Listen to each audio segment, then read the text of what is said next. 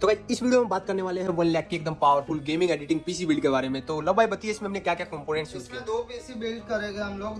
दोनों ही 1 लाख की रेंज के हो गए। एक है इंटेल i5 13600K के साथ है, जिसमें मदरबोर्ड 760 है, 32GB रैम है, 1TB Gen 4 SSD, RTX 3060 graphic card है, ATX गेमिंग कैबिनेट है विद 4 फैन, 240mm का लिक्विड कूलर है और 1000 का जो ये कीबोर्ड माउस है। ठीक है, ये इंटेल का बिल्ड है जो कि आपको पड़ जाएगा 99,000 में, और सेम बिल्ड आपको 99,000 में विद Ryzen 7 7700X B650 इसमें मदरबोर्ड है विद वाईफाई, और बाकी का एज इट इज जो आपको बताया सेम 99,000 और अपने हिसाब से आप इसमें कस्टमाइजेशन करा सकते हो।